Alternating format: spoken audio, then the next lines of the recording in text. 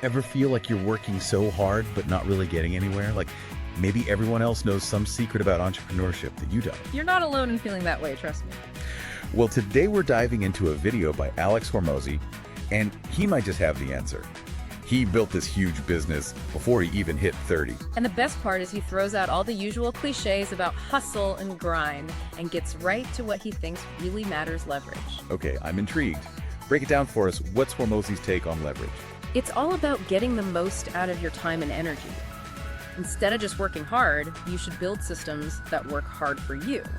I like the sound of that. So less about being busy and more about being effective, right? Exactly. Think about it like you could spend all day carrying buckets of water, or you could just build an aqueduct and call it a day. Okay, that's a visual I can get behind. So how do we apply this to like real life?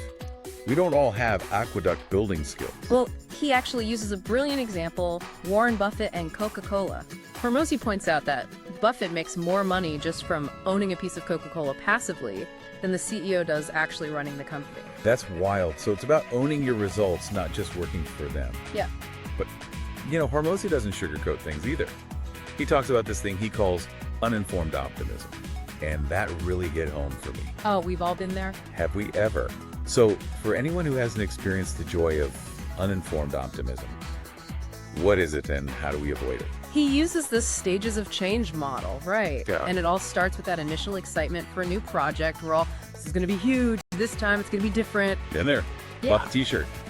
Actually make that a mug. But we're uninformed, so of course it all seems way easier than it actually is. And that's where the informed pessimism kicks in, right? Yep. Reality bites, and we start to doubt ourselves. And then we end up chasing a new shiny object instead of sticking it out, like that grass is greener thing. But as Hormozi puts it, the other side's still lined with He's got a point. And he tells this really relatable story about a construction buddy of his who kind of embodies this whole trap. Okay, I'm all ears. What did this construction guru do?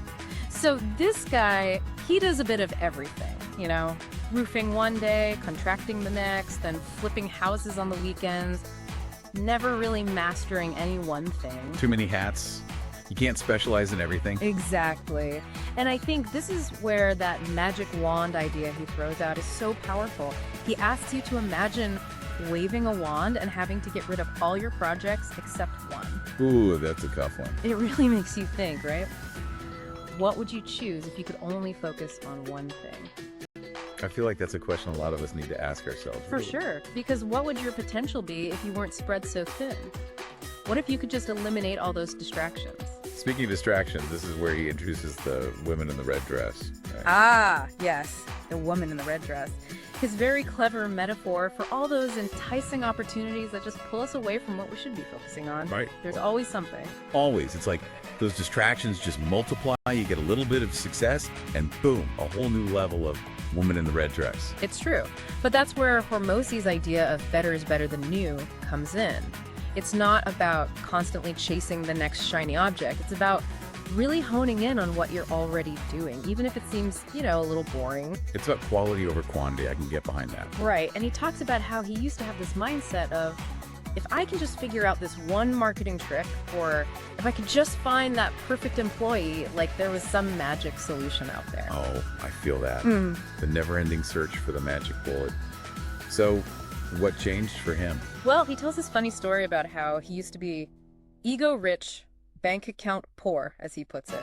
Ouch. Relatable, then. Right. He had all these businesses, going gyms, agencies, you name it. But he wasn't seeing the financial success he wanted. Because he was spread too thin. Exactly. Trying to do it all. And it took his wife, Layla, to kind of give him a reality check. I love a brutally honest spouse. What did she say? Basically, she pointed out that his gym launch business was making the most money with the least amount of effort. It was like a light bulb moment for him. It's amazing how those closest to us can sometimes see things we can't. So true. And for Hormozi, that was a turning point. He decided to go all in on the gym launch business, sold the other gyms, shut down the agencies, and just went for it. And don't leave me hanging. He said within a year, their income went through the roof, just from focusing on that one thing and making it the best it could be. See, better is better than new. Right. Okay, but how do we actually do that? Besides, marrying someone who's not afraid to call us out, what are some practical tips for making our thing better? Well, Hormozi is a big believer in testing and refining. Like, he's constantly split testing landing pages, tweaking his ads, even role-playing tough customer service calls with his team, always looking for ways to improve. Dedication to the craft. That Yeah. seems to be a theme with all these successful people. It really is. He actually makes this really interesting comparison to, of all things, making a sandwich. Okay, I'm suddenly hungry. Go on. He says, it's like if you just slap together 2 pieces of white bread and a sad piece of bologna and expect people to be blown away. You can market it all you want, but at the end of the day...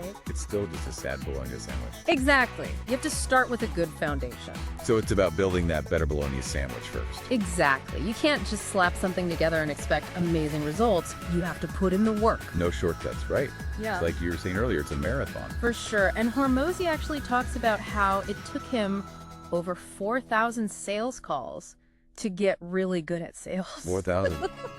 Oof. I can only imagine how many no's he got along the way. It just goes to show you, right? Success doesn't happen overnight. Definitely not. Like, even with Hormozi, it seems like he just came out of nowhere, but Yeah. it was years of putting in the work. Totally. And he really seems to embrace those small incremental improvements. It's all about consistently doing those unsexy things like we talked about. Absolutely. He's all about those little edges, like he says, split testing landing pages, tweaking ad copy, even just role-playing tough conversations with his team. It all adds up. It's about building those good habits day in and day out. Right. And one thing he emphasizes is hiring. He says that being willing to interview like 10 candidates instead of just settling for the first decent one you find, that alone can 10x your business. Wow, really? That's what he says. Because your team is everything. So true. Your team can make or break you. It's an investment worth making. Yeah. Like, you wouldn't cheap out on ingredients for your prize-winning bologna sandwich, right? Same goes for your team. Okay, so if Hormozi were coaching us right now, what's the one thing he'd tell us to focus on? He'd probably tell us to stop overthinking it and just ask ourselves one question. If I was coaching myself, what would I tell myself to do? So simple, but so powerful. Right? Because it cuts through all the noise. No more excuses, no more uninformed optimism. Exactly. Just focus on what you need to do and take action. And remember, as Hormozi says, anything can become big with enough time and dedication. That's the key, isn't it? Time and dedication. Well, that and a really good bologna sandwich, apparently. Hey, you gotta have fuel for the journey. That's right. This deep dive with Alex Hormozi has been a great reminder that success really is attainable. It's just about focusing on the fundamentals and consistently taking action. So, until next time, keep diving, everyone.